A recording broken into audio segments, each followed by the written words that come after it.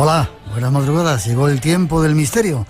Tenemos por delante un buen rato para viajar por mundos desconocidos y para todos nosotros es un placer que estés aquí, llenando con nosotros el espacio en blanco hasta las 4, las 3 en las Islas Canarias. Y al comienzo, los saludos en nombre de todo el equipo que hoy nos encargamos de realizar el programa. Rosa Rodríguez en la producción y locución, Natalia Sotillos en la realización y Miguel Blanco que os habla en la parte técnica del innombrable.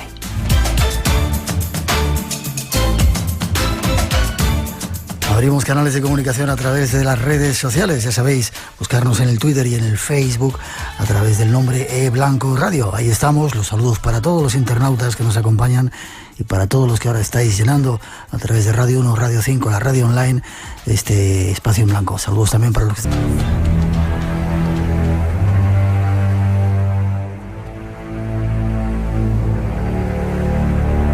Esta noche estamos viajeros. Una vez más os proponemos viajes a lugares ignotos, llenos de misterio y que muy pocos han podido conocer. Para ello contamos con la presencia de una leyenda del periodismo de nuestro país, Luis Pancorbo. De su mano viajaremos hacia países que no existen, conoceremos historias de piratas y algunos otros misterios. Será sorprendente, ya veréis. Pero habrá más.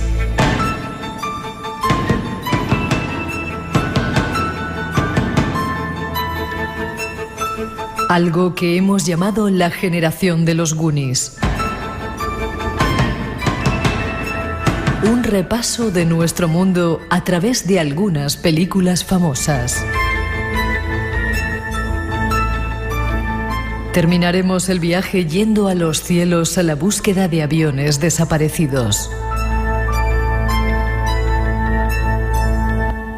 Esta es nuestra propuesta esta noche. Y nuestro deseo es que la disfrutéis. El viaje comienza.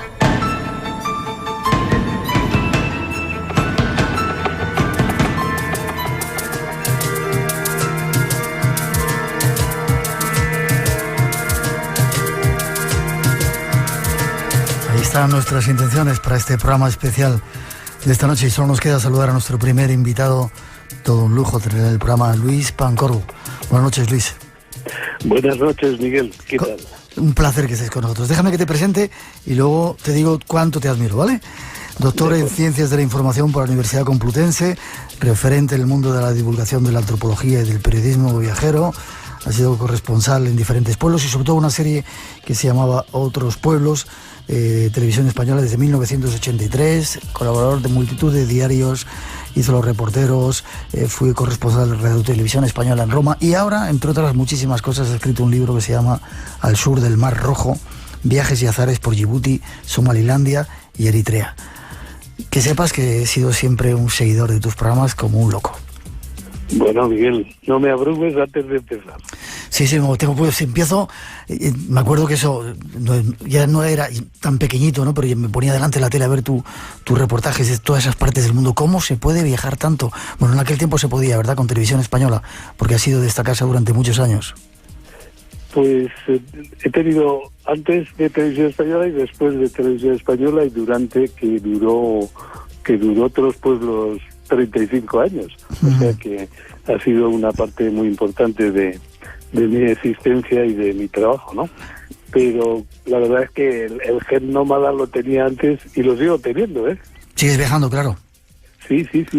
Vale. De hecho, el libro lo demuestra del Mar Rojo. Sí.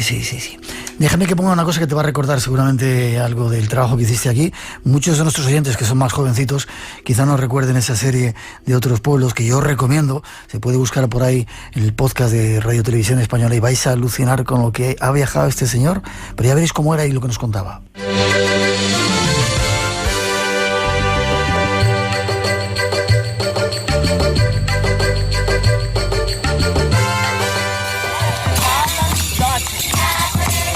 Esta es la cueva Musante, uno de los lugares más secretos o por lo menos remotos de toda Ruanda. Según la leyenda, fue construida por un rey local. Lo que es cierto es que aquí, durante el genocidio, se refugiaron muchas personas y muchas de ellas murieron y sus restos aparecieron dentro de esta cueva. ¿Qué te recuerda esto, Luis?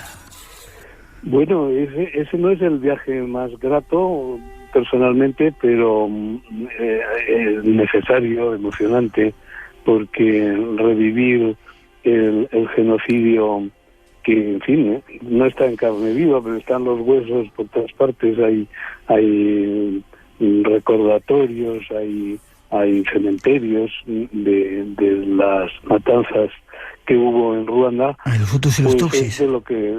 De los Hutus y los Tutsis. Más de los Hutus matando Tutsis, dicho sea de paso, porque en ese caso fueron los Hutus más pequeños los que mataban a los Tutsis más grandes, ¿no? Ajá. Y realmente es un viaje que marca mucho, ¿no? Ya. Siempre a la gente que viaja mucho le hacen esta pregunta. Si tuvieras que elegir un país entre todos los que has estado o un lugar, ¿cuál elegirías, Luis? Antes de marcharnos a Somalilandia, Djibouti y esos otros lugares que queremos ir esta noche, ¿a cuál te irías a retirar? Mira, Miguel, que lo tengo muy reciente una posible respuesta porque ahora que estoy libre y capaz de organizar mi tiempo y mis pasos, pues dije, ¿qué? Pero fíjate, con todo lo que he viajado por Sudamérica y que yo he estado en casi todos los sitios, prácticamente todos, no conocía el Uruguay. Y he estado ahora en el Plata, en el verano del Uruguay, completando esta especie de mapa, ¿no? Uh-huh. Pero si me dices antiguos o otros sitios fascinantes, yo te diría, un poco coincido con el escritor Paul Bowles, que ya sabes que vivió y murió en Tánger, ¿no? Sí. Y él decía, amaba el desierto y la selva. Y entonces dice, lo mínimo de vegetación y lo máximo de vegetación. Y las dos cosas le atraían muchísimo, ¿no? Y bueno, pues yo como aprendiz también de viajero siempre, porque de eso nunca se cura uno, pues también lo suscribo.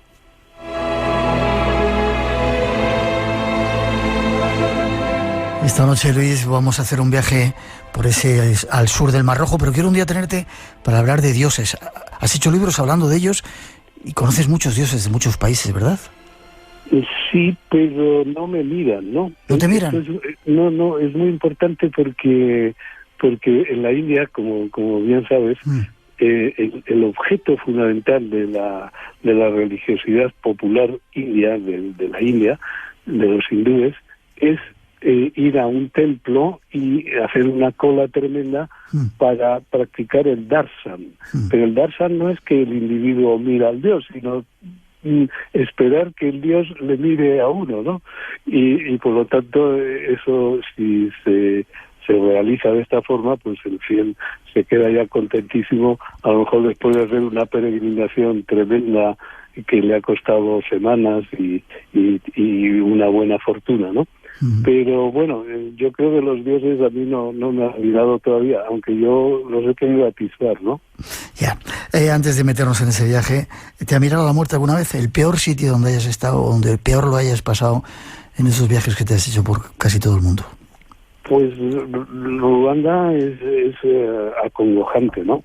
Y bueno, en algún momento anterior a otros pueblos pude conocer así de refilón, pero sí la guerra de Vietnam, en el sentido de que me enviaron allí, siendo corresponsal en Roma, al armisticio. Era el año 1973. Pero claro, armisticio no quería decir que había llegado la paz, ¿no? Y por lo tanto no tuve más remedio con el pequeño equipo de la corresponsalía de Roma que atender a las violaciones del alto el fuego, y el propio corresponsal de la RAI en Vietnam recibió un cohete, un rocket que llaman, y con toda la metralla pues cayó en un lugar que nosotros visitamos, el equipo de televisión española, poco después, ¿no? Entonces, esos recuerdos pues son son objetivamente terribles, ¿no? Pero también otros de desigualdad, de enfermedad, de injusticia. En fin, el mundo no creo que haya mejorado en ciertos aspectos. Has visto siempre la cara dura del planeta, de los seres humanos, y dices que no crees que haya mejorado. Pues yo creo que la globalización tan pregonada a nivel, pues efectivamente produce que veas a casi todo el mundo ya con un móvil, o si no, dentro de poco lo tendrá, ¿no? Y los transportes te permiten llegar casi al borde de alguna tribu ya bastante alejada en el Amazonas. Pero lo que ha traído también es un aumento de la desigualdad, porque, por ejemplo, yo sigo siempre muchos informes de los que actualizan las situaciones étnicas y de pueblos como los bosquimanos, ¿no? Uh-huh. Pues los ultimísimos bosquimanos que andaban por el Kalahari, ya el gobierno de Botswana ha acabado con ellos, y por lo tanto se ha quedado por fin a gusto y contento con sus minas de diamantes y sin ningún bosquimano que tenga ningún atisbo de vida natural en el Kalahari. Fíjate, con todas las películas que hizo Van der Post en los años 60 para la BBC, este pueblo maravilloso, pues otro a señalar en la lista negra. Hemos perdido un tesoro, y eso casi nunca sale en los medios de comunicación, a no ser que haya gente como tú que vaya hasta allí para contarlo, ¿no? Sí, evidentemente el foco se pone en el dinero, en las crisis económicas, financieras, en el susto que tenemos en el occidente ganador, porque en fin, no se pueda sostener el tinglado, que no es tinglado, es ya necesario del bienestar social, ¿no?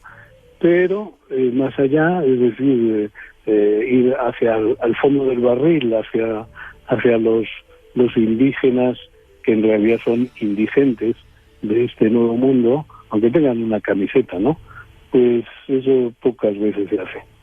Este es nuestro invitado esta noche, Luis Pancorbo, toda una leyenda en el periodismo en nuestro mundo, en nuestro país, y con él nos vamos al sur del Mar Rojo tras esa introducción que ofrecen nuestros compañeros. Espacio en Blanco, en Radio Nacional, con Miguel Blanco.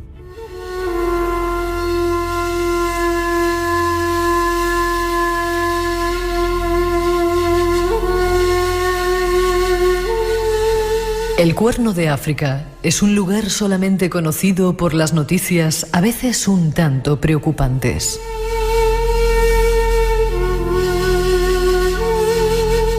El Cuerno de África es la región del África Oriental ubicada en donde desagua el Mar Rojo con el Océano Índico, en la parte meridional del Golfo de Adén, frente a la península arábiga. Es en la actualidad una de las regiones más pobres del mundo, en donde el hambre es una amenaza constante, sobre todo en el sur de Etiopía, el lugar donde se originó la humanidad.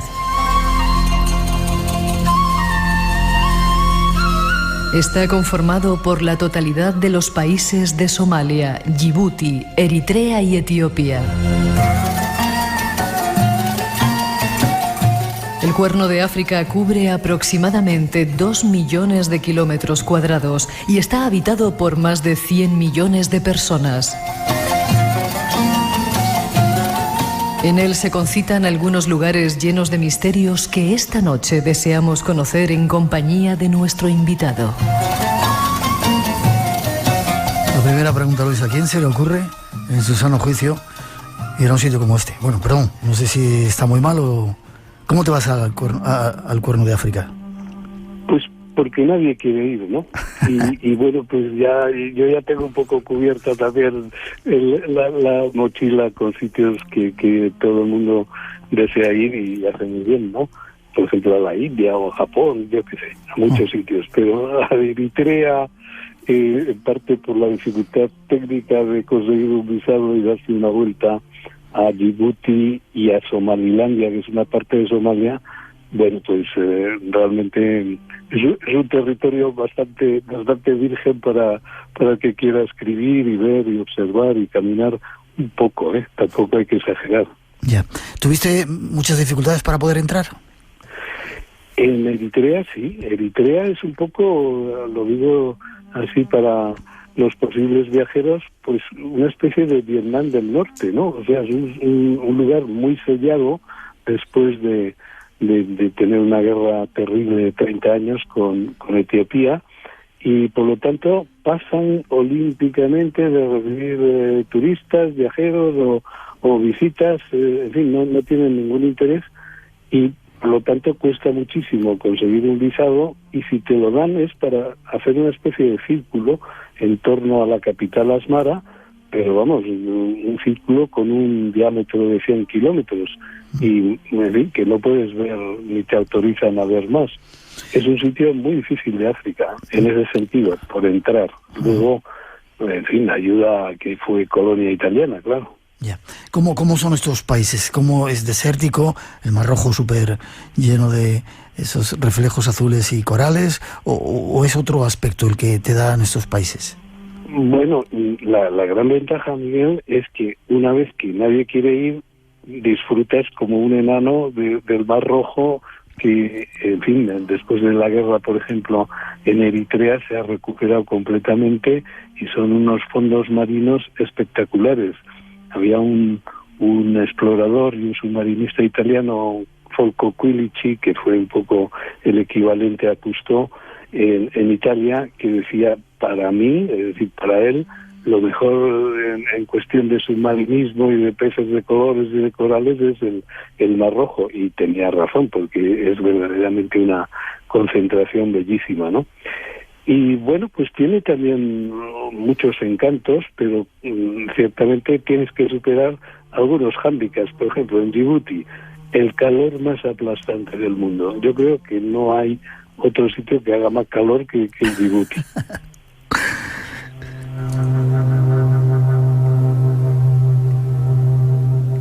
Me reía, pero tú ya estarás acostumbrado a esos calores, ¿no, Luis? Que el de Djibouti es la segunda depresión más grande bajo el nivel del mar del mundo. La primera es la del Mar Muerto. La del Mar Muerto, exacto. Y luego la depresión de Danakil, ¿no? Y cuando viene el siroco combinado con el desierto, y había un poeta que se llamaba Supervielle, que bueno, era de origen francés, vasco-francés, y luego vivió en Uruguay, y al referirse a Djibouti, donde estaba la legión extranjera, hizo un poema a las palmeras de zinc, porque son las únicas palmeras, unas que se construyan con metal, capaces de sobrevivir en Djibouti, ¿no? Palmeras de metal por el calor, porque claro, las naturales no aguantan. Ni siquiera una palmera, con lo resistente que es, ¿verdad? Porque es una palmera de los oasis y del Sáhara, es capaz de darse en Djibouti, ¿no? Yeah. Y con lo mismo, eso es el nombre de un cafetín donde iban los legionarios del Djibouti, y que todavía queda. Si alguien quiere verlo, de Palmiada Zinc es el bar bueno de Djibouti capital. Has vivido muchas aventuras y quiero preguntarte un montón de historias, pero te estuviste bañando con tiburones ballena, que son habituales ahí, ¿no? Esto, si me lo puedes contar breve y entramos en otros temas. Pues es uno de los lugares, no el único, pero donde tienes ese privilegio, porque los tiburones ballena, afortunadamente, no son carnívoros y por lo tanto no te hacen el menor caso. Y menos mal, porque tienen el tamaño de ballenas y el aspecto de la boca de un tiburón, pero son completamente inofensivos para el buceador, que en fin, hasta lo podrías tocar, pero no conviene porque tiene una piel como de lija, ¿no? Como lija. Estuviste muy cerca de ellos, ¿no?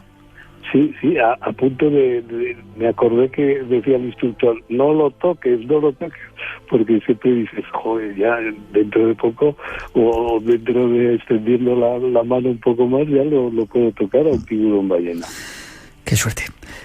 ¿Por qué no se habla de estos países? ¿Hay algo misterioso en ese lugar?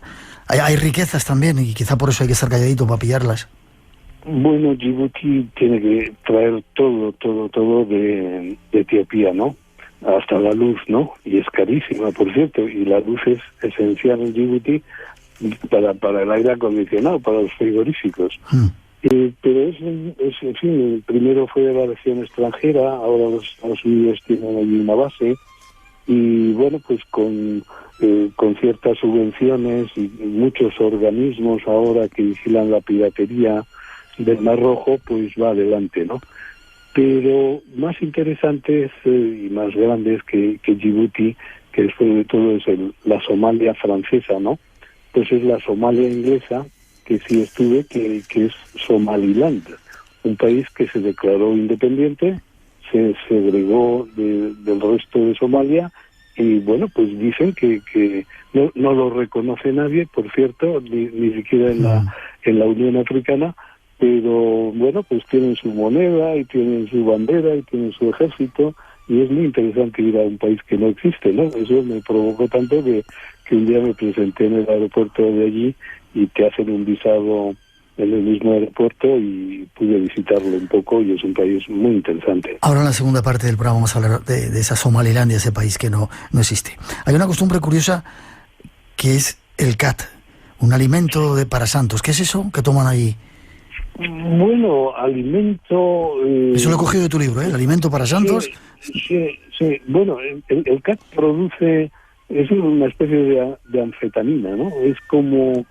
Lo más equivalente sería la hoja de coca de los Andes y el cat del Mar Rojo, porque se toma, se come, no se masca, se come en Yemen, en Djibouti, en Somalia. Y se traga, claro. Sí, se come con un poco de agua y para adentro, ¿no? Hay una hojita verde y vale, pues, no mucho, unos 5 euros un ramo, y bueno, pues la gente, sobre todo en Djibouti y en Somalilandia, pues hacia eso del mediodía se va a un puesto, se compra un ramo y desaparece hasta conseguir algo que llaman allí la Suleimanía, ¿no? La hora del Salomón, del rey Salomón, que bueno, pues ellos interpretan que es la hora de la sabiduría, que les llega después de comerse todo un ramo, que para lo cual hay que tener bueno, pues afición, y tiene algunos que otros efectos, ¿eh? ¿Es una droga y además permitida por el gobierno?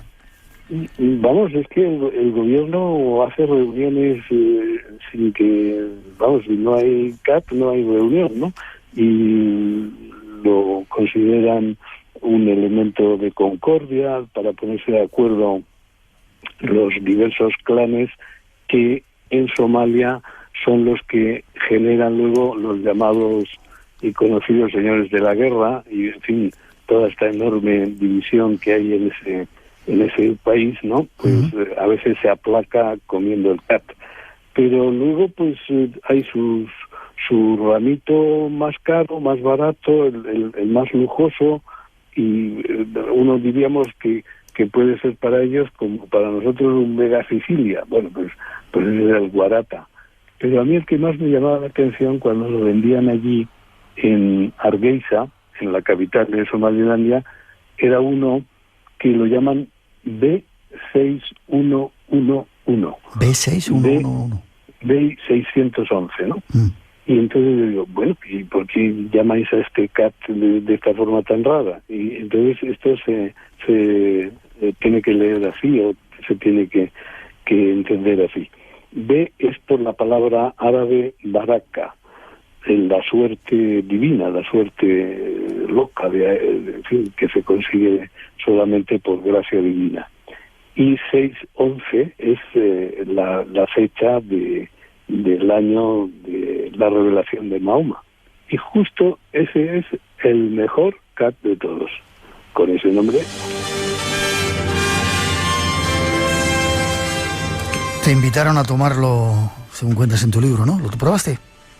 Sí, más que en este viaje, en Yemen. En Yemen me fue muy necesario para pasar de Yemen del norte al Yemen del sur, porque, en fin, con muchísimas obras y muchos precipicios, una mascadita de esta de cat es el equivalente a la hoja de coca cuando vas al Perú o al Cusco, ¿no?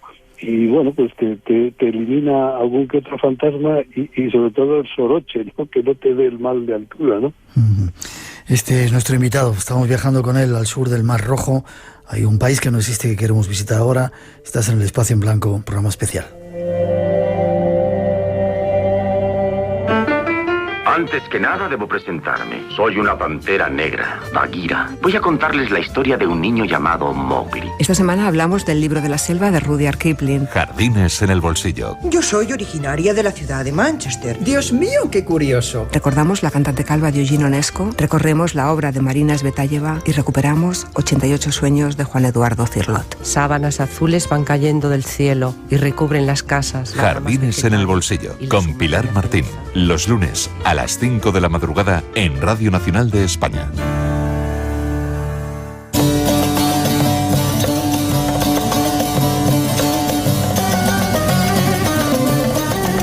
Ponemos rumbo a Somalilandia, el país que no existe. Somalilandia es un país independiente de facto, no reconocido, ubicado al noroeste de Somalia, en el llamado Cuerno de África, al este del continente africano. Limita al norte con el Golfo de Adén, al este con Puntlandia, al sur y suroeste con Etiopía y al oeste con Djibouti. Fue un antiguo protectorado británico en 1960, llamado Somalilandia Británica. El 18 de mayo de 1991, los clanes del norte proclamaron la República de Somalilandia, que comprende las regiones administrativas de Audal, Hargeisa, Todger, Sanaag y Sol, separándose de Somalia. Somalilandia no es reconocida internacionalmente, pero posee constitución, moneda y gobierno propios e incluso un mejor desarrollo económico, además de mayor estabilidad política que Somalia, ayudado por la influencia de un clan dominante. Pese a esto, Somalilandia sigue siendo un país independiente que no ha sido reconocido por ningún otro país como tal. Somalilandia, el país que no existe. Ese es ahora nuestro objetivo. Pocos han sido los extranjeros que han pisado su tierra. Nuestro invitado es uno de ellos y nos lo da a conocer en los próximos minutos. Ahí está la introducción, Luis, que nos lleva a Somalilandia. No creo que vayan, bueno, no sé, ¿no? ¿Van muchos extranjeros a ese país? No creo que fuerais muchos. ¿Perdón? Poquísimos. Poquísimos. Hasta el punto de que nada más llegar a Hargeisa, en fin, no había taxis, pero enseguida viene alguien y te coge la bolsa y te dice, ya tiene taxi, yo le voy a llevar y ya está, ¿no? Y si quiere también le vendo una tarjeta telefónica y le doy el hotel, etcétera, ¿no? Y entonces esta primera impresión era muy fuerte porque el aeropuerto de la capital estaba pues como a 10 minutos. Las calles empezaban a ser de arena y entonces me dice el que ya se había declarado, me capturó ya como guía, ¿no? Me dice, ¿no ves? Allí hay un extranjero, allí hay un turista. Y yo, francamente, me torcía el cuello para ver a alguien entre la multitud y no veía a nadie. Dice, sí, y además lleva una cámara de fotos, ¿no? Bueno, pues me quedé con las ganas de ver si era un producto de la desazón de mi día ya inicial o el sueño del cat, pero luego no vi a nadie más que a mí mismo en el espejo y yo dije, ¿será verdad? ¿Cómo es la gente ahí? ¿Te tratan bien? Porque es un país, o es una zona que, bueno, está declarada como tremendamente peligrosa, evidentemente allí no van turistas, pero la gente del pueblo, ¿cómo te trata? ¿Cómo te mira? Bueno, para moverse, en fin, ya una vez instalado en Hargeisa, te van a suministrar un agente obligatorio de un cuerpo especial de la policía que te va a acompañar con su Kalashnikov. Es decir, eso sería el único tributo que el viajero tiene que pagar, así un poco fuerte, por viajar en Somalilandia. No puedes hacerlo de forma libre.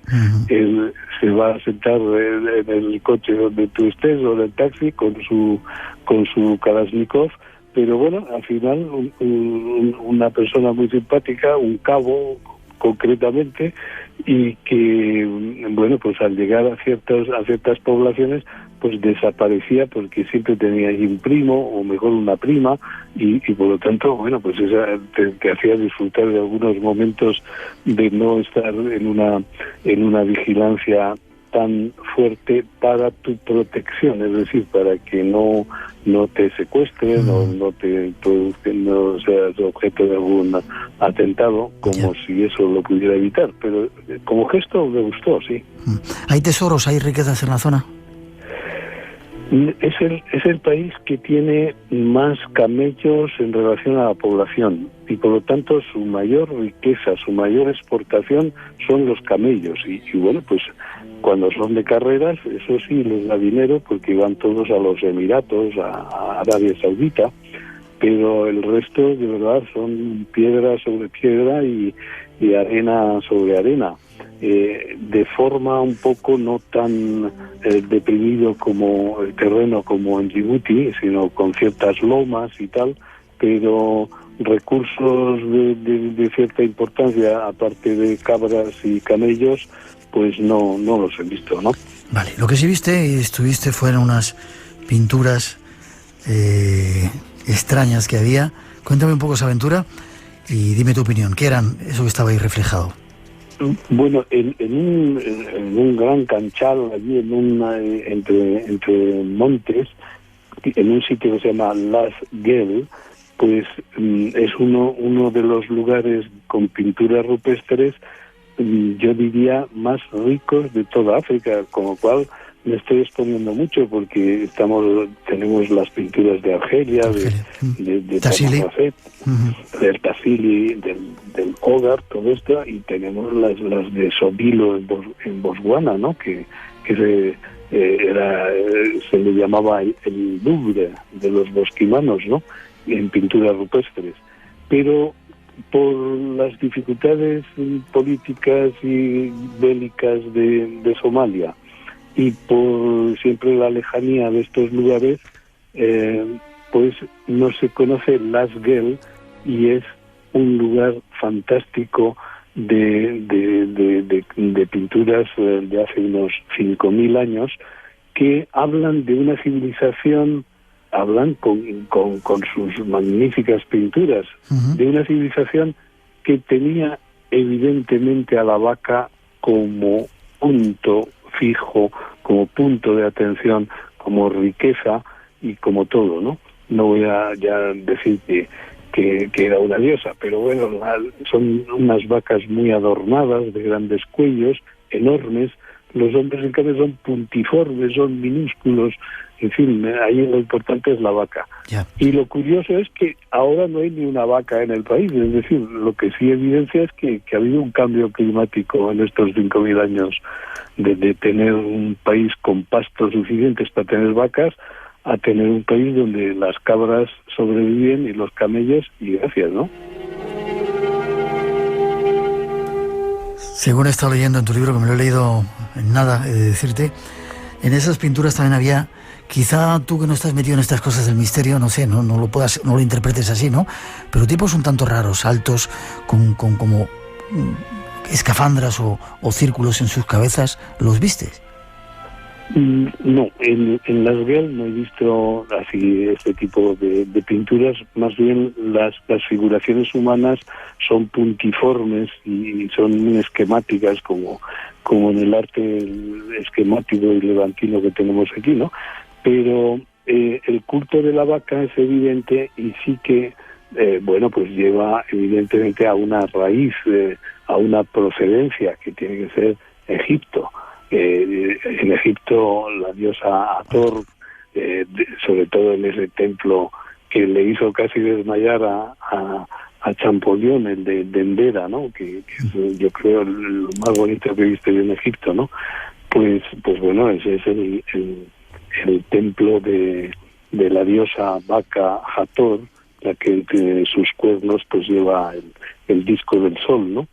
En Somalia son unas pinturas rupestres con unas vacas de enormes cuellos, tarajeados, llenos de collares, en fin, todo esto representado en pinturas sucintas, ¿no? Pero que evidencian que el animal no solo daba leche, daba también mucho contento metafísico. Ya. ¿Qué quieres decir, hablando de la diosa Hathor, que quizá estuvieron allí los egipcios, como parece ser que se cuenta, una expedición de la reina Hatshepsut y gente de alrededor en el país de Punt? ¿Ese podía ser ese país misterioso? Pues en eso tienes toda la razón, porque sí hay la evidencia de que la tierra de Punt pudo coincidir, tiene muchos puntos, valga la redundancia, para que coincidiera con Somalilandia. Hay quienes, por cierto, lo llevan más a Eritrea, pero en todo caso que una expedición egipcia a Puntlandia, que está contigua a la actual Somalilandia, en tiempos de esta faraona, pues sí que pudo existir hace 3.500 años, y que de allí fueran esos hombres negros que, pues tanto maravillaron en Egipto. Pero hay un autor allí en Somalia que defiende la tesis egipcia, de la civilización egipcia en Somalia, ¿no? Y se llama Awale, y sobre todo lo vuelca en unos montes que están fuera de la capital, donde, pues los ves, los llaman en una traducción libre las tetas o los pechos de la doncella, y es lo que parecen a cierta distancia, pero están recubiertos de maleza, están recubiertos de piedras. Según el autor que te he dicho, que se llama Ibrahim Awale, si se escarbara ahí con cierta profundidad y con ciertos medios, se descubrirían 2 pirámides. Y lo demuestra con algunos hallazgos de algunas cerámicas que ha encontrado. Bueno, pues todo eso, como no hay medios de momento, pues se queda en algo por investigar. Ya me apuntaría yo, Luis, a ir contigo a ver esas tetas de la doncella y a ver esas pirámides y tratar de excavar por allí, ¿eh? Bueno, es lo que tiene los viajes, ¿no? Que no siempre lo evidente es lo más interesante, sino lo que hay debajo de lo evidente, ¿no? Ya. Antes de pasar a una tercera parte que tenemos preparada de piratas, ¿hay esclavos en esa zona del mundo todavía? No, el Islam allí es, digamos, en Somalilandia me refiero, ¿no? Y bueno, también en Djibouti, no así en Eritrea, que tienen un régimen marxista-leninista ha dejado sus huellas, y luego pues tiene también un fuerte componente cristiano ortodoxo, ¿no? De los coptos, diríamos, ¿no? Pero el Islam, que está completamente arraigado en los otros 2 países, no tiene ninguna concesión desde hace mucho tiempo hacia la esclavitud, y no la hay. Hay muchísimos clanes, subclanes, subdivisiones, cabilas, en fin, una organización social casi explosiva, no solo por la guerra que ha habido en Somalia y en Mogadiscio, sino por las rivalidades actuales entre la gente, pero de ahí a la esclavitud, no. Ya. ¿Creen en la magia? ¿Son animistas o supersticiosos en ese sentido, aunque sean musulmanes? Esto nos lleva a que un musulmán diría, este es el capítulo yo, que esto es idolatría, ¿no? Uh-huh. Y lo que tienen es ese punto un poco ambiguo, que lo podemos encontrar en Marruecos, sin ir tan lejos, ¿no? Sí. De algunos personajes santificados, ¿no? Entonces, no es que eso les guste mucho a los musulmanes ortodoxos, porque, como bien se sabe, pues para ellos no hay más Dios que Allah y Mahoma es su profeta. Y el tema de los santones, los marabús, que llaman en Marruecos, pues no está dentro de la ortodoxia absoluta del Islam, pero existe, ¿no? Como las meigas, pues existe, y en Somalia hay moravitos, es decir, santuarios de algunos marabús que durante tales y cuales lunas llenas pues producen peregrinaciones, y la gente va a pedir allí pues sanaciones y todo este ramo, ¿no? Viajando esta noche al sur del Mar Rojo con Luis Pancorbo, nuestro invitado de lujo, todavía tenemos más que contaros. Si te gusta el misterio, lo desconocido, tienes una cita con nosotros. De 2 a 4 de la madrugada, del sábado al domingo. Espacio en Blanco, con Miguel Blanco, en Radio Nacional.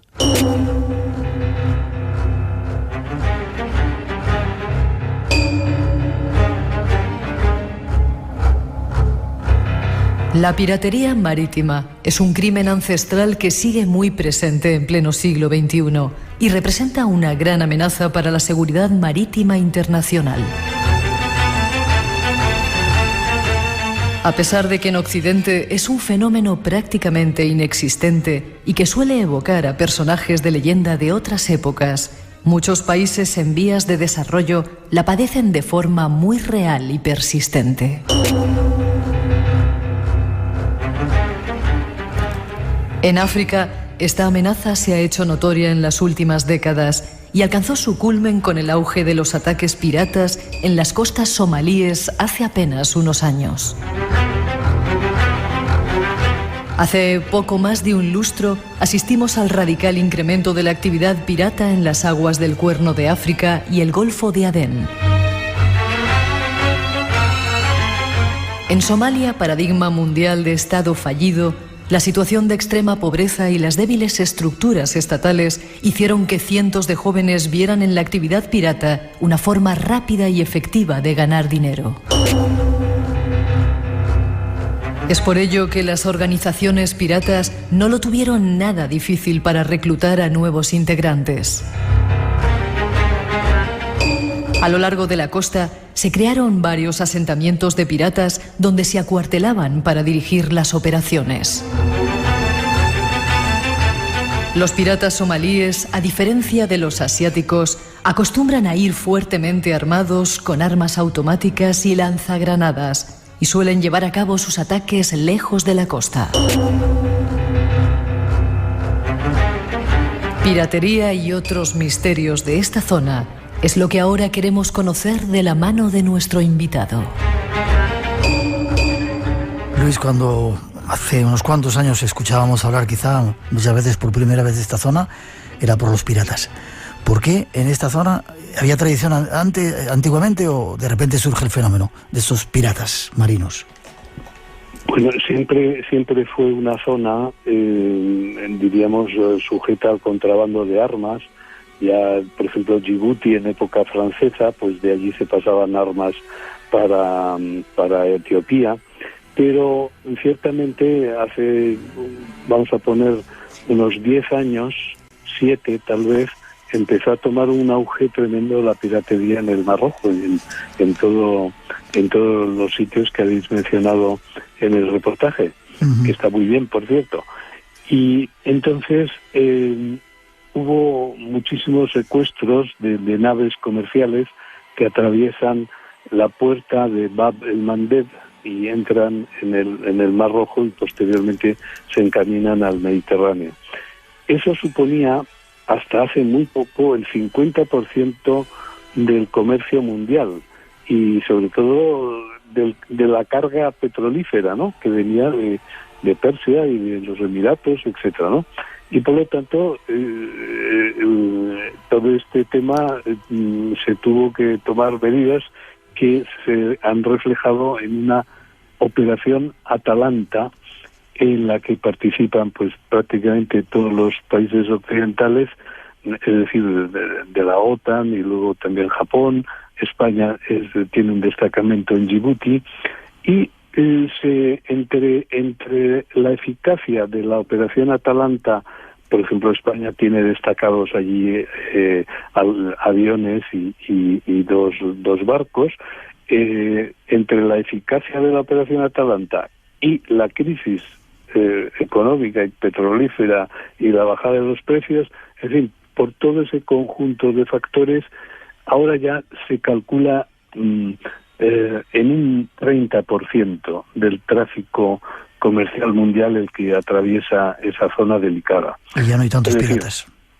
Ha bajado mucho, pero efectivamente se ha castigado mucho a la piratería. Ahora, tiene una apéndice que es el verdaderamente actual y peligroso, y es que los piratas se han ido radicalizando. De ser esos pescadores reconvertidos en piratas que iban con unos esquifes pequeñitos y que trataban de abordar, pues qué sé yo, a un atunero vasco, por ejemplo, del porte de la Lacrana, o a cualquier otro carguero, pues entonces estos piratas, pescadores, gente pobre, desde luego, etcétera, se han ido reconvirtiendo en posibles ayudantes del terrorismo de Al-Shabaab, que es el que ataca de vez en cuando en cualquiera de estos países. En Djibouti, bueno, Miguel, yo iba a un restaurante francés que se llama La Chaumière, allí en Djibouti, y un mes después, en fin, un mes después, es como decir un siglo después, entraron dos suicidas kamikazes con chalecos, y en ese restaurante pues se mataron y mataron a varias gente, incluso a dos suboficiales españoles de la operación Atalanta. Eso es Al-Shabaab, esa es la nueva cara de la piratería. Luis, casi a punto de terminar. Hay quien dice que en esa zona, además nos han pedido que hablemos muchas veces de ello, y yo quiero mandar un saludo, no se me olvide, a los pescadores españoles que nos escuchan en un montón de lugares en el mundo. Si estáis por esa zona, darnos un toquecito. Saludos desde España. Dicen que en esa zona hay tanto ejército porque hay algo extraño que no nos quieren contar. Una puerta hacia otras dimensiones, yo qué sé, es algo conspiranoico, no sé si tú lo sentirías o son simplemente películas que nos cuentan. Pero es extraño que haya tantos ejércitos de tantos sitios allí metidos, ¿no? Bueno, mi libro lo edita Albuzara, que tiene un nombre árabe, que es la editorial de Córdoba, y es está muy atenta a los temas árabes y a los temas de viajes, esta colección donde publico el libro, y por lo tanto tratamos en estos escritos de ceñirnos a los datos, ¿no? Como se solía decir. Lo cierto es que en la zona hay un lugar marino que es marino, es decir, es un estrecho, y por lo tanto no hay nada que yo sepa más que un estrechamiento de las tierras y del agua del Índico en dirección al Mar Rojo, que se llama desde toda la antigüedad Bab al-Mandeb. Y Bab es puerta en árabe, y al-Mandeb las lágrimas, es la puerta de las lágrimas. ¿Y por qué desde toda la antigüedad se llama la puerta de las lágrimas?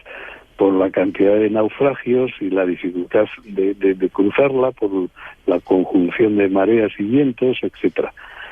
La puerta de las lágrimas es, diríamos, el peaje que todos los marinos que se dirigen al Mar Rojo desde el Índico tienen que pagar. Pero más que eso, yo no te podría decir.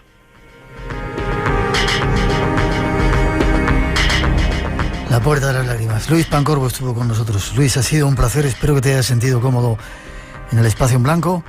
Al sur del Mar Rojo seguiremos viajando. Está gustado estar con nosotros, ¿no? Gracias, mucho. Y aquí me tienes para cuando sea menester. Hablaremos de esos dioses que te has currado por esas partes del mundo. Forma de ponerse en contacto contigo, o que busquen en Google para que vean esa gran cantidad de trabajos que has hecho. Y os recomiendo que vean esos otros pueblos. En nuestra casa ya veréis, a nuestros oyentes que no te conocen, qué trabajo tan increíble. ¿Forma de contacto? ¿Tienes internet, esas cosas o...? Sí, tengo una página web, sí, en internet, luispancorbo.com, en efecto, y bueno, televisión a la carta, ahí hay 130. Sí, señor. Bueno, camino de 130, hay 124, faltan 6 y estará toda la serie. Luis, ha sido un placer. Fuerte abrazo, que sigas así, que sigas viajando y trayéndonos esos aromas de esos sitios perdidos. Gracias, Miguel. Un abrazo. Hasta muy pronto.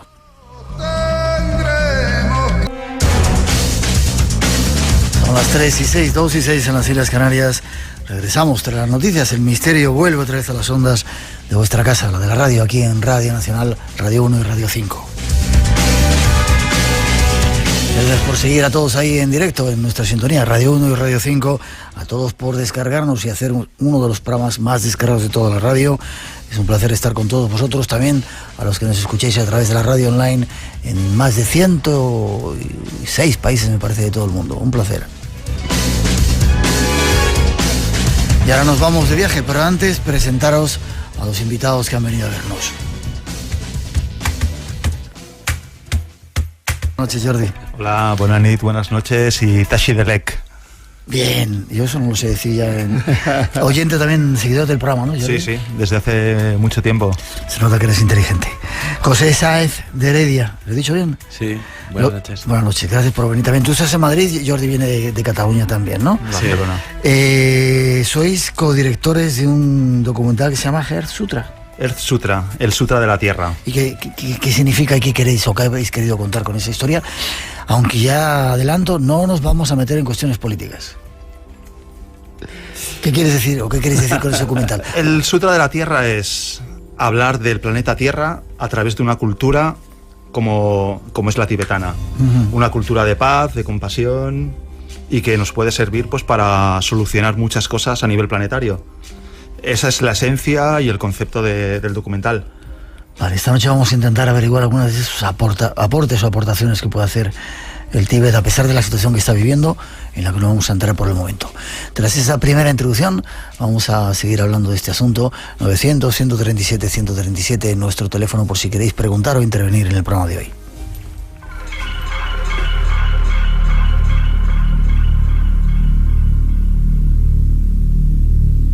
Nuestros siguientes minutos nos servirán para viajar hasta un lugar misterioso, el Tíbet. En lo alto de la cordillera del Himalaya se encuentra el Tíbet. Un lugar en el que la tierra se junta con el cielo y donde el tiempo parece haberse detenido. Una tierra rodeada de misterio. Una tierra con un dios, con un benefactor. Una tierra que parecía de cuento de hadas, desconocida e inalterada por la civilización moderna. En medio de este aislamiento nació una gran cultura y evolucionó una gran religión. El hombre se acercó más a su Dios. Aquí, hace siglos, el Buda vivo, llamado el Bodhisattva, vino para salvar a su pueblo, como Dalai Lama.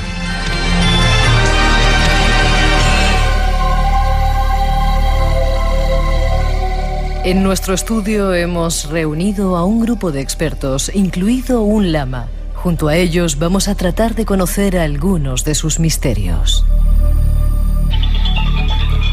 Wanchen, ¿por qué? Bueno, todos sabemos que el Tíbet está ahí, frontera con China, aunque bueno, ahora la situación está diferente. ¿Qué otras fronteras tiene para situarlo geográficamente? Tíbet, como en Asia, sí, conocido como techo del mundo. Himalayas, entonces otro lado de China como vecino, después otro lado es la Nepal, India, Bután, Sikkim, todos son otros vecinos del Tíbet. Fronteras. ¿Y cuál es la razón de que haya permanecido hasta ese problema que tuvo tan oculto, tan misterioso, quizá porque era tan inaccesible por las montañas tan altas? Sí, por supuesto, del Himalaya, del techo del mundo que llamamos, ¿no? Porque otros países donde han nacido al lado del mar no está muy bien preparado para subir, no tiene pulmón de subir a Himalaya. Por lo tanto, el Tíbet ha sido muy aislado por siglo, no ningún motivo, pero en realidad está de altura, el clima, todo esto, y de Tíbet ya allá siglo por siglo. Incluso en Tíbet tenemos 2143 años de nuestro año del Tíbet, ¿sabes? ¿Sí? Quiere decir que desde el primer rey del Tíbet, 2143 años de historia tenemos los tibetanos. Y una cultura, aparte de milenaria, llena de tradiciones, muy rica, ¿verdad? Sí, Tíbet también es bastante desconocido en Occidente, pero Tíbet tenemos una historia, larga historia, yo he dicho, y después otro lado que tibetanos tenemos una cultura, una tradición, una filosofía bastante profundo y bastante humano. Luego hablaremos de las aportaciones, de lo que podemos aprender del Tíbet, que es mucho este mundo nuestro, ¿no? En un principio no erais budistas, ¿no? A lo largo de la historia no erais siempre budistas, ¿no? No, mucha gente aquí piensa que el budismo nació del Tíbet, pensaba, pero no. El budismo nació en India, pero después el Tíbet, a partir del siglo VII. Final del siglo VII, entonces el budismo entró al Tíbet, y antes de esto, siglo VII, tenemos otro pre-budista, otra religión, como muy parecido como el chamanismo, se llama Bon. José, intervenid cuando queráis, ¿eh? Vale. Os pregunto, ¿qué llamamos vosotros del Tíbet? Un catalán y un madrileño, supongo, ¿no? Sí. Españolitos, ¿qué vais a hacer allí a ese sitio tan raro? ¿Y por qué os metéis en estos líos? Bueno, digamos que a mí como pueblo, como cultura, desde la ignorancia que tenía antes de acercarme al tema, siempre me había atraído. Siempre es un mundo que pues tiene una riqueza tanto visual como filosófica, cultural, y había algo ahí de misterio incluso, ¿no? Antes lo habéis mencionado, leyendas o relatos de cosas que han sucedido ahí o que se han encontrado ahí. Y bueno, en un momento dado crucé mi vida con Jordi, y Jordi ya había iniciado este camino de aproximación al Tíbet antes que yo, y compartiendo impresiones y un poco intereses, pues juntamos ahí energías y empezamos este proyecto del documental. Y lleváis 8 años haciéndolo, ¿no? Nos ha llevado 8 años. Nos ha llevado 8 años, pero por suerte está terminado y bueno... La verdad es que mi acercamiento al tema del Tíbet fue realmente casual, y realmente la primera persona que me encuentro en Barcelona relacionada con el tema del Tíbet y el budismo es Thupten Wanchen. Hace muchos años me leí un libro de un pandit indio, Coomaraswamy, que se titula Los Evangelios del Budismo. Me fascinó la historia de Siddhartha, del Buda. Y de seguida que empecé a profundizar sobre el tema del budismo, empezó a salir un nombre, Tíbet. Y recuerdo que un día mi madre me llamó y me dijo, ¿sabes que hay un lama tibetano en Barcelona? Y me acerqué a Passeig Sant Joan, donde estaba la antigua Fundación Casa del Tíbet, y me acuerdo que me impactó. Abrió la puerta a Wanchen, era el primer monje tibetano que veía. Era el portero en aquella ocasión. Era el portero, exactamente. Y a partir de ahí, pues, me surgió la inquietud, y a través de la fotografía... Eres fotógrafo, sí. Pues decidí hacer un documentar la cultura tibetana fuera de lo que es el Tíbet, ¿no? Donde vive ahora, creo, en su originalidad. 3 y 16, 2 y 16 en las Islas Canarias. Estás en Radio Nacional. La leyenda continúa. Espacio en Blanco, con Miguel Blanco, en Radio Nacional. Wanchen, tú naciste en el Tíbet, ¿no? Sí. ¿Viviste allí hasta esa situación complicada que está viviendo ahora? ¿Hasta los 4 años viviste? Sí. Nací en Tíbet, no en China. Después yo considero que soy tibetano, y después que he perdido mi país, y después ya he tenido que exiliarse forzadamente. Ya. No vamos a hablar de cuestiones políticas. Es cierto, como decíamos en esa introducción, Tenéis que conocer a este personaje. La hora que es, viene de viaje, le hemos tenido esperando un rato de tiempo y tiene aquí una cara y una sonrisa perpetua. Es cierto, como hemos contado, que en el Tíbet la gran mayoría eran o son monjes o eran monjes antes de la cuestión con China. No. Si mayoría son monjes o monjas, entonces, ¿quién va a producir más tibetanos? Los monjes no podéis producir tibetanos. Con los monjes, sí, hay un montón. Hay miles monasterios y cada monasterio tiene un montón de monjes. Pero mayoría tibetanos no son monjes. Por ejemplo, si una familia, casi todos, si tiene 3 hermanos, 2 o 3 hermanos, un niño, igual que en España antes, tradición, un niño monje, sí, entonces para familia es un poco orgulloso, ¿no? Y muy parecido en Tíbet antes también. Entonces... digo que hay muchos monasterios, hay muchos monjes y monjas también en Tíbet. Vale, hay una pregunta que nos hace un oyente, si puede haber una mujer que sea lama. ¿Las mujeres pueden ser lamas? Sí, hay menos, pero hay monjas, hay mujeres, también son lamas y maestros. Vale, cuéntame cómo es la vida de un monje en el lamasterio. ¿Os levantáis muy temprano? He leído en algún sitio de un artículo que te hacían a ti por aquí a las 5 de la mañana, creo que os levantabais, ¿no? Sí, en realidad en Tíbet, antiguamente en Tíbet. Antiguamente, sí. Y también ahora en India, en Nepal, hay muchos monasterios. Y después allá incluso, 5:30 desperta. ¿Sabes? Suena gong por la mañana, durmiendo, en medio de soñando, ¿sabes? Y después tiene que levantar y después, ¿verdad? Que ya empieza otro gong, entonces, meditaciones, ceremonias, qué bonito, ¿sabes? ¿Verdad? En un lado parece que, qué temprano, acostumbrándose y después, ¿verdad? Que tú, disfruta toda tu vida, ¿sí? Por la mañana...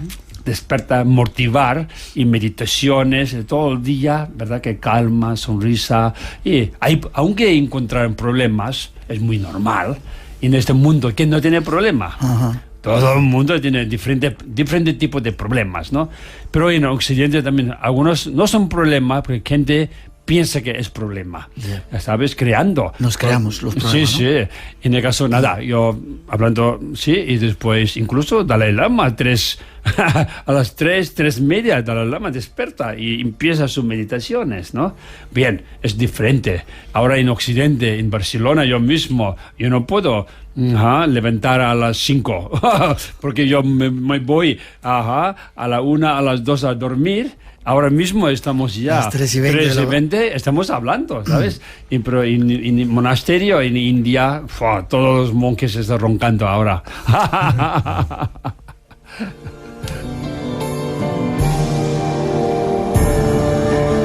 Algunas cosas que hemos visto el año pasado, que estuvimos en Nepal y en Bután el año anterior, los monjes ya llevan teléfonos móviles. Sí, es necesario. Sí. Porque no estamos viviendo siglo XV, estamos viviendo siglo XXI. Entonces, los monjes no tienen que enganchar al mal uso del móvil, es peligroso. Y eso, por lo tanto, que Dalai Lama nos dice, tiene que ser siglo XXI, monje del siglo XXI. En ese caso tenemos que aprender las cosas, ¿no? Y después, sin olvidar nuestra tradición, nuestras cosas, no olvidar y después tener que adoptar las cosas buenas, tecnología buenos, móvil para avisar y mandar mensaje y recibir mensaje. Qué interesante. ¿El Tíbet todavía conserva la tradición intacta? Esa tradición que os ha hecho misteriosamente famosos. Intacta, imposible. Porque ya usted ha dicho que no habla de políticamente, pero no es político, es real situación, ¿no? Ahora en Tíbet mismo es una leyenda parece, ¿sabes? Menos 6 millones tibetanos, ahora casi 8 millones chinos en Tíbet. Y no puede seguir tal cual antes, ¿no? Vale, pues pero ahora estamos, real cultura tibetana, tradición, está vivo más en India, Nepal, en Bután, que el propio Tíbet. A eso me refería. ¿Y por qué? ¿Quieres decir algo? Sí, un poco al hilo de lo que comentaba Wanchen La. Puedes intervenir tú también, José, cuando quieras. Gracias. Y que comentábamos del tema de los monasterios y tal. A raíz del documental estuve conviviendo en un monasterio de monjas tibetanas en Katmandú. Y era un poco lo que hablábamos, ¿no? Nos despertaban a golpe de gong a las 5:30, nos daban un chai bastante salado, que era realmente para mí horroroso. Y con mantequilla de yak. Con mantequilla de yak y realmente horroroso. Yo jamás me lo he acabado, jamás me lo he terminado porque no, para el cuerpo no. Y recuerdo una de las primeras sensaciones que tuve allí, pensé, lo que se están perdiendo estas chicas. Eso lo pensé en los primeros días, pero... De nuestro mundo te refieres, ¿no? De la vida en general, ¿no? Porque, bueno, son chicas que van a estar en el monasterio toda la vida, ¿no? Pero cuando me iba, el último día, tuve la reflexión a todo lo contrario. Pensé, ¿y si soy yo el que me estoy perdiendo algo? O sea, quiero decir, y la tradición, yo creo que sí que se conserva en los monasterios de India, de Nepal, todavía se puede percibir el Tíbet original. Wanchen, no sé si sabes quién es Lobsang Rampa, un autor que a muchos de nosotros, a mí, me introdujo mucho en el mundo de los lamas, ¿no? Luego se descubrió que era un simple escritor fontanero británico, pero bueno, nos ayudó mucho, ¿no? Y cuando... Es así un poco lo que contaba, hay tanto de mágico, tenéis el tercer ojo abierto, tenéis poder en los lamas, meditáis y de repente os eleváis por encima de los suelos y... Lobsang Rampa, sí, muy famoso, pero como Lobsang Rampa, como médico del Lhasa, como monje, como tibetano, no existe. Ajá. Pero Lobsang Rampa, sí, hecho gran labor para Tíbet, gratis, ¿sabes? Sí, el gobierno tibetano no ha pagado nada a él, ni un duro, ¿sabes? Pero él ya ha escrito muchas cosas, novelas, casi 15, 16 libros él ha hecho, ¿no? Ajá. Una cosa es la más famosa, es el tercer ojo. Entonces, el tercer ojo existe.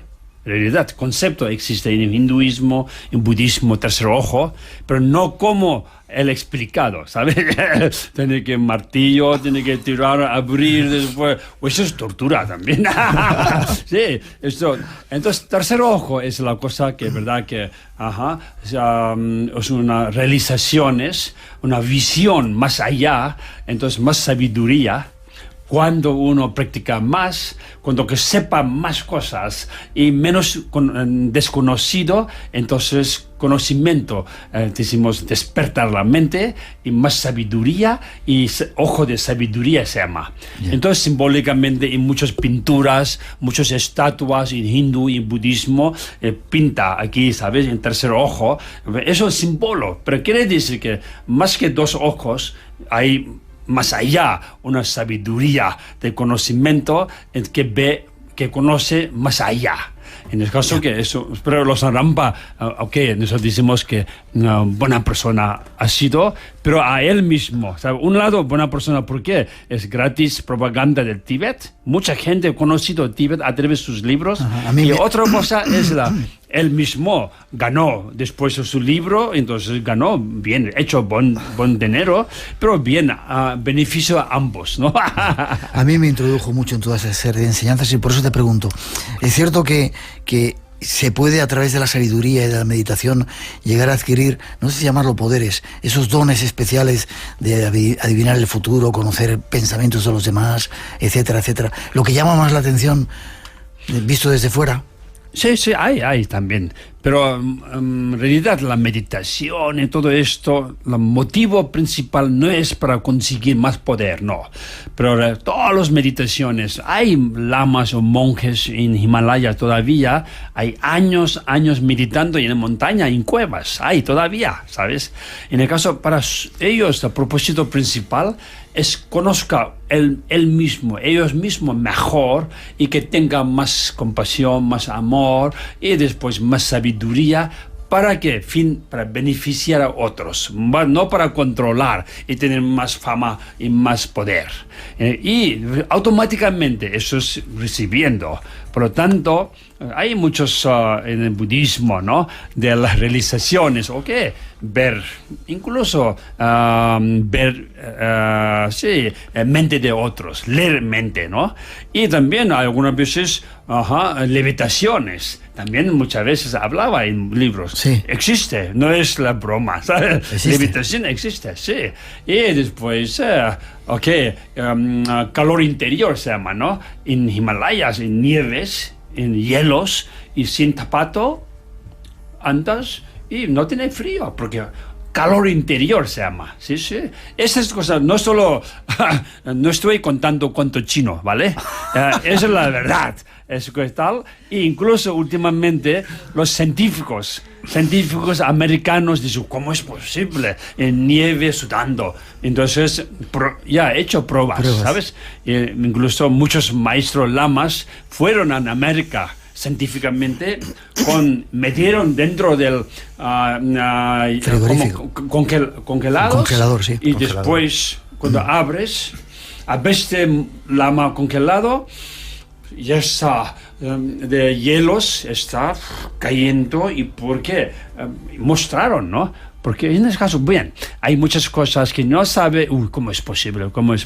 Este desconocimiento piensa así, pero si sabe, hay mucha fuerza. Es verdad que el budismo es, bien, un lado es religión, budismo más que religión es una filosofía, también que tiene mucha cosa, ¿sabes? Que para controlar, sobre todo tu mente, es la principal, controlar tu mente, para pensar positivamente, hacer cosas de los demás que puede beneficiar, no hacer daño, ¿sabes? Enfadamos, todos somos humanos, nadie está perfecto. ¿Tú también te enfadas? Muy pocos, pero sí. Sí. Intento alguna. Ok, no voy a hablar porque ya sí. Vale. Cuando veo, sí, entonces nos molesta. A veces de enfadar molesta, ¿sabes? Ya. En el caso que, seguida intentar controlar. No, enfadar, ve las desventajas. Enfadarse quita tu paz, tu tranquilidad. Incluso molesta de los demás, ¿para qué sirve, no? En el caso que mejor aceptar si alguien dice tú eres tonto o feo, ¿vale? Vale, yo soy feo, vale, ya está, gracias, olvídalo, y después tú no enfada, y palabra de feo o de tal tonto, desapareció, ¿sabes? La ambigüedad. 3:30, 2:30 en las Islas Canarias.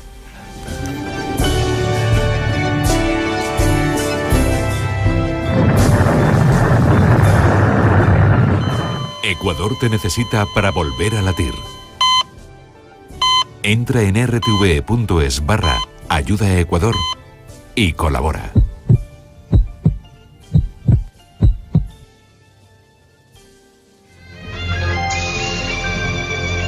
Un viajero describió el Tíbet como un gigantesco monasterio habitado por una nación de monjes.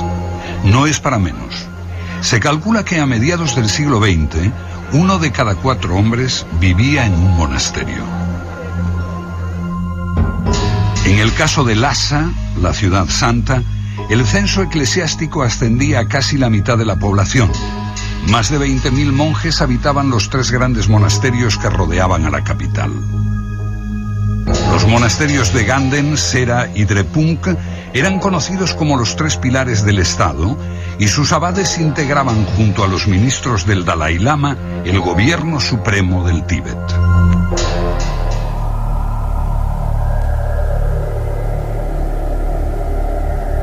Seguimos a la búsqueda de más misterios del Tíbet. Lamas y sacerdotes budistas, la reencarnación, sus creencias, su forma de vida. Nuestros invitados nos cuentan algo más sobre todo ello.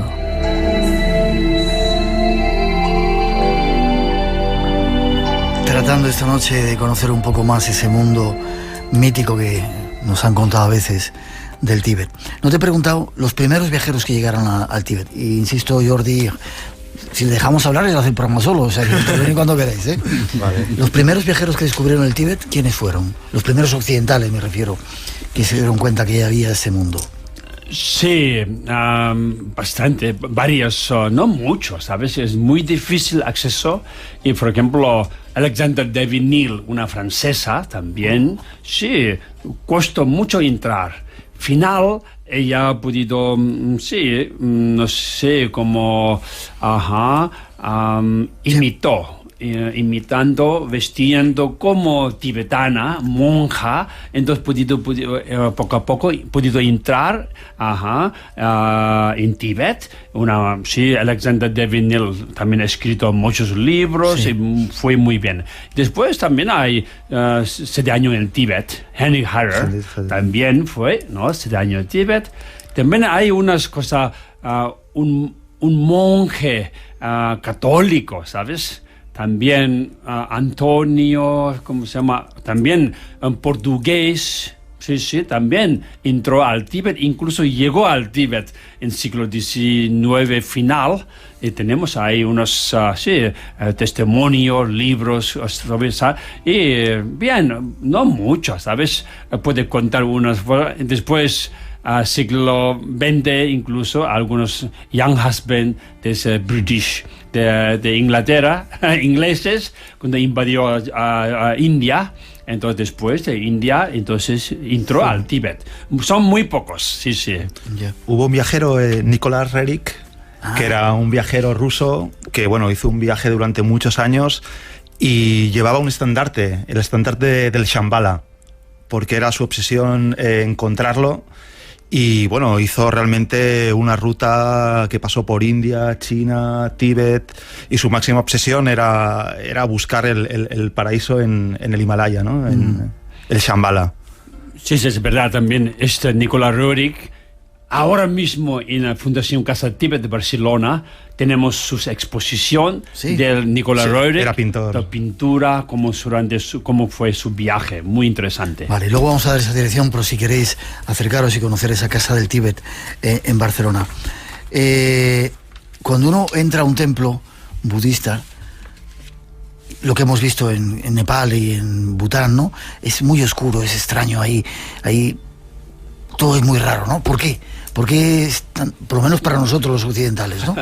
Sí, para occidentales muy raro, para orientales maravilloso. Sí, pero esto también depende, como para vosotros italianos, sí, café es maravilloso, pero para nosotros café es como pequeña tortura, ¿sabes? Para allá, esto todo depende de la costumbre, como sea. Bien, como antes Jordi dijo que tibetano y en el monasterio monja, pero nos encanta, ¿sabes? Esa es la cosa, como ya, si sabes o no, acostumbrado o no. Después, es verdad que en templo budista en Tíbet, sí, no había ni luz, ni bombillo, ¿no? Entonces, allá es solo de velas o lámparas de aceite o mantequilla, ¿no? Entonces, esto ya, mantequilla total, velas, entonces, verdad que hay bastante humo, hace bastante negro, ¿no? Y otra cosa es no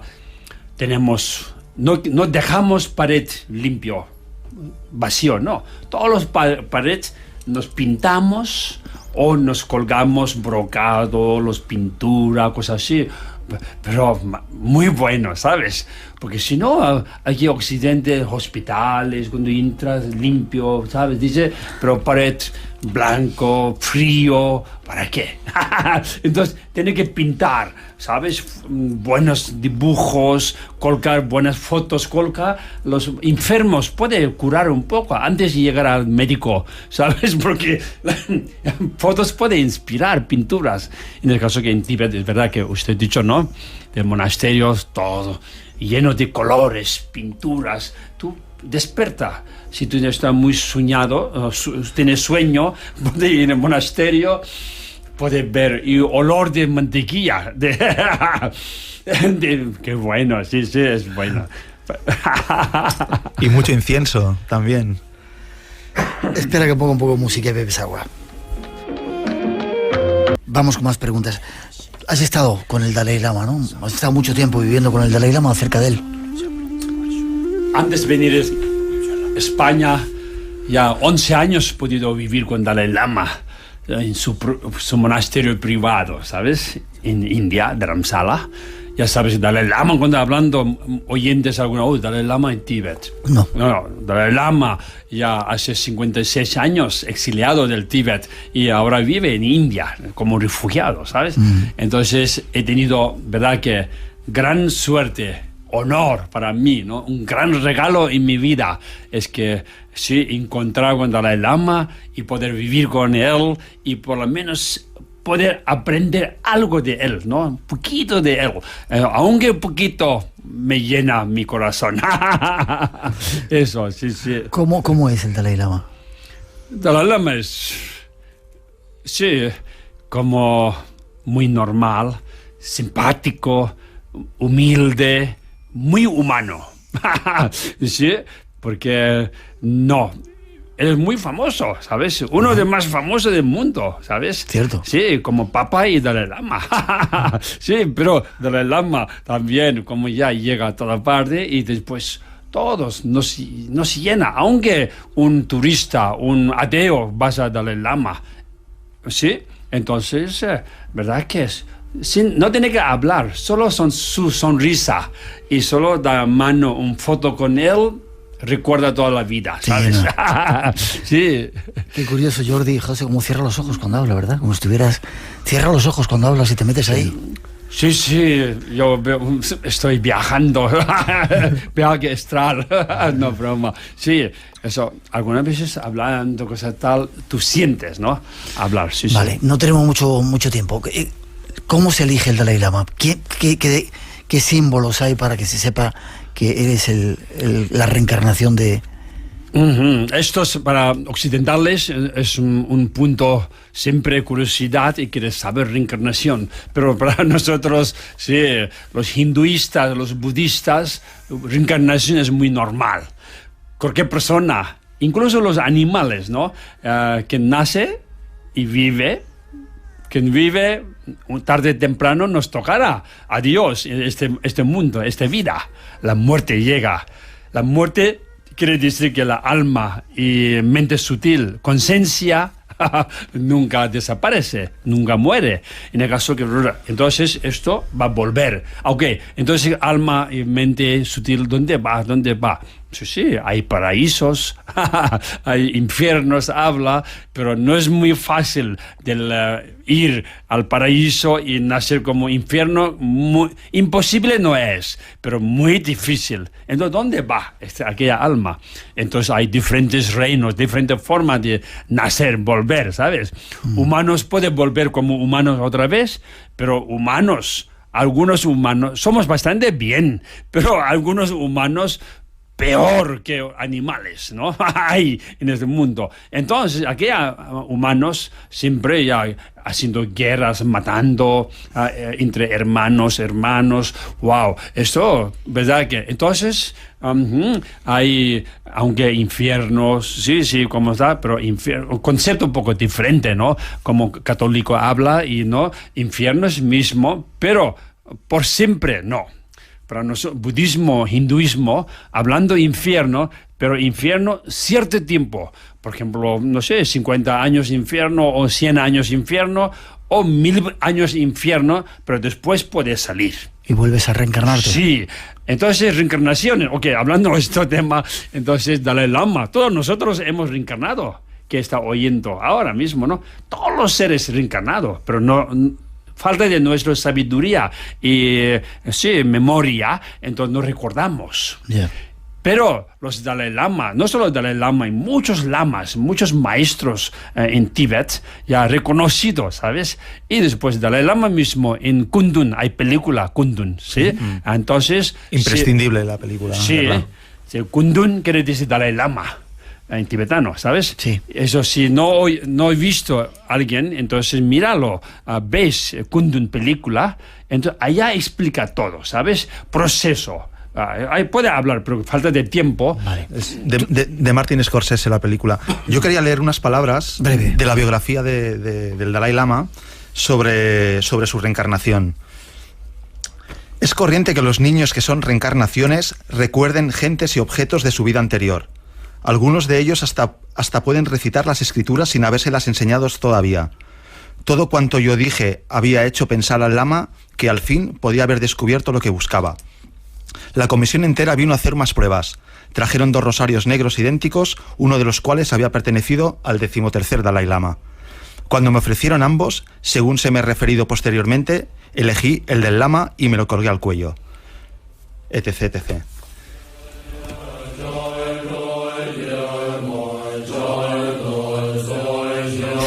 Casi para terminar, Wanchen, mira No puede hacer más, no es broma.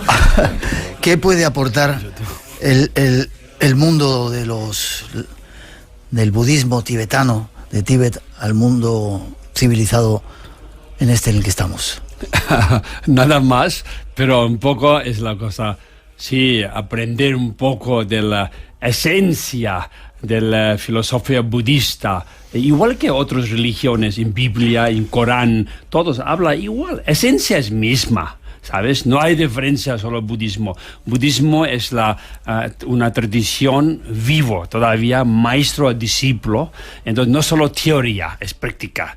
En el caso que nada, el budismo puede comportar o importar al mundo es que tenga buena vida, sea buen corazón, tenga buen corazón y sea buena persona, y ser feliz y contento que tienes, y después no hacer daño a nadie. Esas cosas son mensaje de todo, Jesucristo, de Allah y Krishna, Buda, todo mismo, ¿no? En el caso que el budismo no podemos importar, mercado Tíbet no tenemos. Mercado de Tíbet, Made in China como Made in Tíbet, es algo ahora de meditaciones, filosofías y vivir cada uno con armonía, con más sonrisa y con respeto uno y otro. Y después que vida no dura por siempre, entonces, entonces eso podemos importar al mundo. Ojalá sea así. Casi para terminar, ¿a vosotros qué os ha aportado el haber estado cerca de este personaje en Dharamsala, en esos lugares? 2 minutitos que nos vamos. Bueno, a nosotros realmente estar con gente que tiene esta filosofía y esta actitud vital, pues es un aprendizaje continuo. Realmente antes decía que aquí en Occidente pues a veces nos generamos problemas o nos ahogamos en un vaso, y tener a gente que se ha enfrentado a determinados retos y que ha sufrido determinadas situaciones y aún así mantiene una actitud vital tan positiva y tolerante y conciliadora, que pues bueno, es una lección constante. Jordi. Hombre, nos ha llevado en estos 8 años realmente a entrevistar a más de 40 personas, entre monjes, Richard Gere también, ¿no? Poetas, Richard Gere, Robert Thurman, el padre de Uma Thurman, yo creo que el más famoso de los tibetólogos. Tuve la oportunidad de ser fotógrafo del Dalai Lama en 2007, cuando hizo la charla sobre la felicidad en Barcelona. Entonces es mucho lo que ha aportado. Quiero decir, estar al lado de gente que tiene esta filosofía, pues realmente te hace cambiar tu manera de ver las cosas y de sentir inclusive.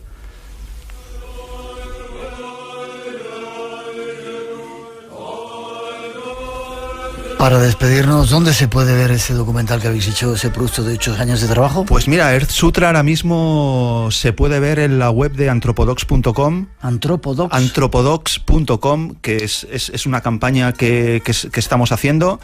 Y bueno, hemos recibido una noticia hace nada, cuando hemos entrado aquí, de que nos han dado un premio en un festival, en el Hollywood International Awards Documentary Qué bien. de nuestro documental. Entonces, lo más seguro es que tendríamos que ir a recoger el premio a, creo que es en Los Ángeles. Qué bien. Y estamos súper contentos. Me alegro mucho. Forma de conocer la casa tibetana en Barcelona. ¿Tenéis página web? No os perdáis conocer a este personaje. Casa Tíbet, Barcelona, ya los catalanes allá que viven en Barcelona ya saben más o menos. Sí, y también nos están escuchando en muchos sitios. Sí, Casa de Tíbet está en calle Rosellón, 181, bastante céntrico del Barcelona, pero mejor es como miras vosotros Casa del Tíbet en Google, entonces todo da, ¿sabes? Información y teléfono tenemos que 93 207 5966. También tenemos página web, así que nada, hay muchas cosas, ¿sabes?, para aprender, sí. Déjame que diga la página web, www.casadeltibet, BCN, de Barcelona, bcn.org. Ha sido un placer que hayas estado aquí y conocerte. Gracias por haber estado con nosotros. Gracias a todos. Gracias, José, gracias. Gracias a ti. Muchas gracias a ti. 3:47, tenemos que... 48 ya. Hay otro viaje que queremos hacer, nos vamos hasta Los Tallos. Hay un lugar en el que reside la magia, donde habita lo desconocido. El mundo del misterio es Espacio en Blanco, en Radio Nacional.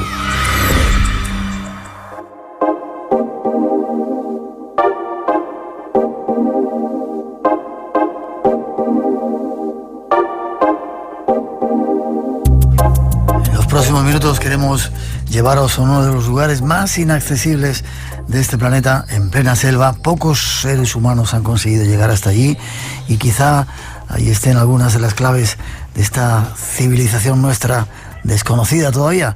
Nuestro compañero Juan José Revenga estuvo allí, está con nosotros para contarnos una noticia esta noche. Buenas noches, Juanjo, ¿cómo estás? Hola, Miguel, buenas noches, encantado de estar con vosotros. Igualmente te digo, qué suerte tienes de ir a esos lugares. La verdad es que sí, no nos podemos quejar y bueno, que nos dejen como estamos. Será difícil, será complicado, pero merece la pena todo lo que sufras por llegar allí. Sí, señor, acabas de llegar a Estados Unidos porque has terminado un poco, nos lo presentabas aquí casi cuando llegabas de esa cueva de los Tallos, no me habíamos dicho el lugar, la cueva de los Tallos, una cueva en lo profundo de la Amazonía ecuatoriana, un lugar bastante inaccesible, ¿verdad? ¿Te costó llegar? Muy complicado, un sitio donde ha llegado muy poca gente y bueno, al primer sitio al que fue Armstrong cuando vino de la Luna y que murió llevándose la tumba al secreto de por qué fue allí. Se habla de todo, de que existió otra humanidad, de que ha habido cosas allí que no puede explicar la ciencia, pero bueno, la realidad es que sí hay cosas muy extrañas allá abajo. Ya. Tú estuviste en el programa contándonos, avanzándonos un poco, casi recién venido de allí. Refréscanos la memoria para nuestros oyentes y anunciar que se va a presentar ese documental, ya que no tenemos la oportunidad de hacer los viajes que se hace este colega nuestro, que se va a la selva, por lo menos verlo en la pantalla. Pues vamos a dar datos de dónde va a ser. Difícil de llegar, tienes que bajar 100 metros, me dijiste, ¿no? La entrada de la cueva. Hay que descolgarse con una cuerda, 100 metros, en péndulo y en caída, que claro, el gran problema es que estás en mitad de la selva, tienes que ir con indígenas Shuar, que son los nativos que te tienen que bajar colgado como un fardo, y nosotros mandamos cuerda, mandamos poleas, mandamos todo, que desaparecieron. O sea, vosotros habéis llevado vuestro equipo y cuando llegasteis allí nadie sabía dónde estaba. Ya habían desaparecido las cuerdas, las poleas, los arneses, todo. Ajá. Y así que tuvimos que ir a los bomberos, que son los únicos que podían tener cuerdas, pero no había cuerdas de 100 metros, eran cuerdas máximo de 20 metros, atadas con nudos, y con eso, y con unos arneses viejos, bajar a fuerza de músculo de los Shuar 100 metros colgado, dándote golpes contra las piedras, en busca de lo que allí abajo hay.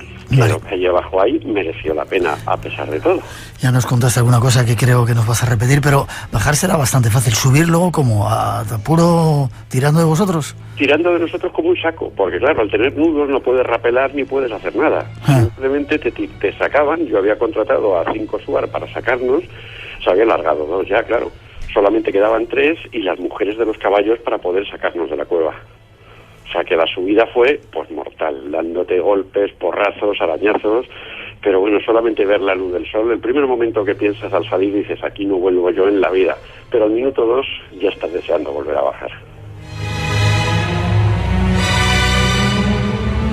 Lo que encontraste allá abajo, que vas a mostrar en ese documental que se estrena este próximo jueves 5 de mayo, fue sorprendente, ¿no? Me decías, aparte de animales, insectos súper extraños, plantas que estaban creciendo en la más absoluta oscuridad, ¿no? Exactamente, había, bueno, animales, los famosos tallos, los pájaros tallos, tarántulas, insectos que no se ven en la superficie, plantas germinando, plantas verdes en total oscuridad, o sea que es que ni la fotosíntesis funciona allí. Construcciones en piedra, arcos en piedra, construidos uno encima de otro, con piedras, con bloques de más de 20 toneladas de piedra, que se ve cortadas como con láser y colocadas una encima de otra. Sí, algo que construyó algún ser inteligente hace muchos miles de años. Ya, es curioso que Neil Armstrong fuera, eso nada más llegar de la Luna fuera allí, ¿no? ¿Qué puede haber en esa cueva? Quizás esté la clave de esa civilización perdida que andan buscando. Yo creo que la clave era esa, exactamente. Yo creo que la clave es que algo vio en la Luna, por lo que fue directamente allí, porque Juan Moritz, que fue teóricamente el descubridor de la cueva, la registró a su nombre 3 días después de que Armstrong pisara la Luna. ¿Sí? Se presentó en el registro de Guayaquil y registró la cueva a su nombre 3 días después. Las causalidades de la vida, ¿no? Serán las causalidades, pero algo hay que tiene que ver entre el eslabón perdido, otras humanidades y muchas cosas que no podemos comprender, y algo entenderemos cuando veamos el documental, que estrenamos el jueves próximo, día 5 de mayo, a las 5 de la tarde en el Museo de América. Vale, ahora vamos a dar más datos de esa noticia, pero dime una cosa, también se encontraron plantillas de metal, ¿no?, con extrañas inscripciones, una escritura como proveniente de una civilización desconocida hasta ahora, ¿no? Exactamente, persa, asiria, porque en el año 22, en 1922, el padre Crespi, un sacerdote salesiano, fue enviado por el Vaticano directamente con la misión de sacar todas las piezas y todo lo que hubiese en esa cueva, en el año 22, con lo cual ya sabía algo el Vaticano, que lo que había allí abajo podía hacer temblar las bases de la Iglesia Católica. Uh-huh. ¿Y se lo llevaron todo? Crespi tenía que sacar las piezas y mandarlas al Vaticano. Miles de piezas, en lo cual está documentado gráficamente todo lo que salió de allí. Y claro, mandó todas las piezas, empezó a discutir con el Vaticano. Y entonces él se quedó con unas cuantas para montar un pequeño museo en Cuenca, en la ciudad donde estaba en Ecuador, para montar un pequeño museo. Ese museo lo montó y al día siguiente el museo se quemó. Se quemó el museo y no quedó ni una pieza, no había nada cuando apagaron las llamas. Ya, él se quemó, fue un tanto intencionado. Hombre, totalmente. Entrevistamos en el documental, entrevistamos al prior salesiano de la ciudad de Cuenca ahora, y la pregunta que le hice, le digo, bueno, ¿y las piezas que tenía el padre Crespi en el museo, dónde están? Dice, hombre, si quiere verlas, váyase a Roma o a Milán, allí las puede encontrar.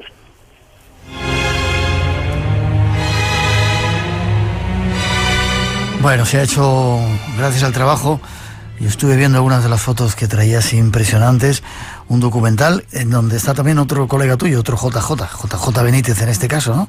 Exactamente. ¿Qué cuenta, sin avanzarme mucho, para que vayan a ver el estreno del documental, qué cuenta Benítez acerca de la cueva? ¿Qué cree que es? Hombre, Benítez te da muchas explicaciones y muy claras, además él tiene muy claro todo esto. A la pregunta, por ejemplo, de si cree que existe otra humanidad, la contestación es no una. Han existido muchas humanidades hasta que hemos llegado nosotros, por ejemplo. Uh-huh. ¿Y de la cueva? ¿Que puede ser uno y de la cueva, totalmente, que no es solamente esa cueva. Hay miles de cuevas en las que ha vivido la gente. ¿Y por qué vivía la gente ahí abajo? Por miedo, o escondiéndose de algo que había aquí arriba, o de otra gente que vivía, otra humanidad que vivían arriba y no podían estar con ellos. Esa es otra de las teorías. Después de eso, esto ya lo vemos en el documental, nos hablará sobre las ruinas en la Luna, las cosas que han ocurrido. Tenemos testimonio de las misiones Apolo 17, 18, todas las cosas extrañas de lo que nos han ido contando a la manera que nos han querido contar y sobre todo siempre negando que ha existido otra humanidad.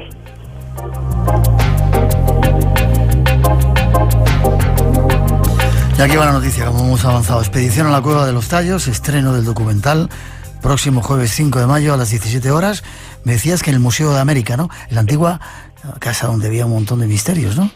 Sí. Palacio de Linares.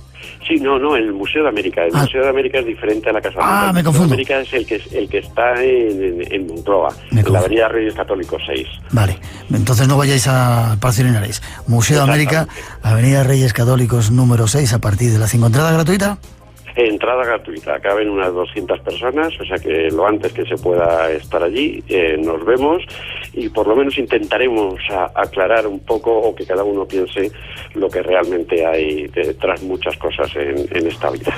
Va a ser una bonita experiencia estar juntos. Igual que en Canarias, en Las Palmas, vamos a también estar juntos el 4 y 5 de junio. ¿Vas a poner algo del documental?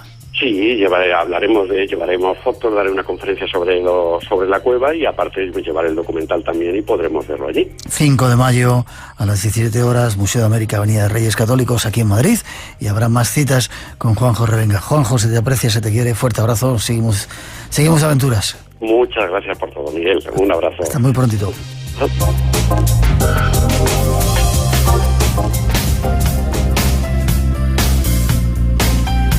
Terminamos este intenso viaje que nos ha llevado por diferentes lugares de la antigüedad. Estuvimos en el Tíbet y ahora en los últimos minutos con la invitación a esa Cueva de los Tallos. Teníamos un concurso, estos han sido los 5 ganadores: Antonio Martínez del Cabo de Palos en Cartagena, Juan Luna del Facebook, Begoña Huergo de Gijón, Lorena Ramírez de Facebook también y Roberto Sempérez de Córdoba. Poneros en contacto con nosotros para darnos la dirección y os contaremos ese regalo que teníamos para hoy. Por ahora nos vamos con la recomendación de que sigáis en esta sintonía a disfrutar del puente, precaución en las carreteras, buen fin de semana, nos vemos en 7 días, os necesitamos para llenar ese espacio en blanco y aquí os esperamos, habrá más misterio. Hasta las 4, un poquito de música, buena semana, cuidaros.